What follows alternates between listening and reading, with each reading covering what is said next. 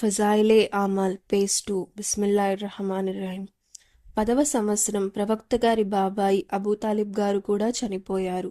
అప్పుడు బహిరంగంగా ఇస్లాం ధర్మ ప్రచారమును అడ్డుకునే ముసల్మానులను హింసించే అవకాశములు అవిశ్వాసులకు బాగా దొరికినవి.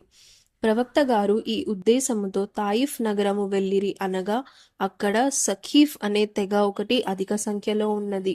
ఆ తెగ కనుక ఇస్లాంను స్వీకరించి ముసల్మాన్ అయితే ముసల్మానుల కష్టములు దూరమై ధర్మవ్యాప్తికి నాందిపడును అని తలంచి అచట చేరినారు.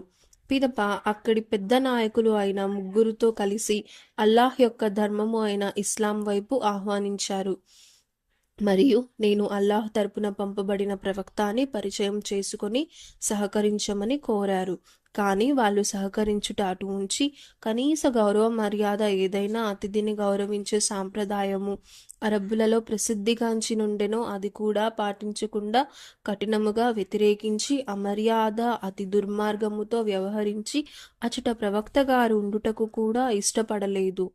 ఎవరిని అయితే నాయకులు మర్యాదస్తులు గుణవంతులు అనుకొని మాట్లాడినారో వారిలోని ఒక నాయకుడు ఇలా చెప్పను: ఓహో, మీకేనా దేవుడు ప్రవక్తగా చేసి పంపినది? రెండవ నాయకుడు ఇలా చెప్పను: ప్రవక్త చేసి పంపడానికి నీవు మినహా ఆ అల్లాహ్కి మరెవ్వరూ దొరకలేదా? మూడవ నాయకుడు ఇలా చెప్పను: నేను నీతో మాట్లాడదలచలేదు, ఎందుకనగా నీవు నిజముగానే ప్రవక్త అయి ఉండిన ఎడల నీ మాటను నిరాకరించుట కష్టాలను కొని తెచ్చుటయే.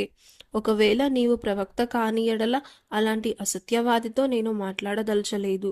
కానీ ఆ తర్వాత వారితో నిరాశ చెంది ప్రవక్త గారు ఇతరులతో మాట్లాడదలిచిరి.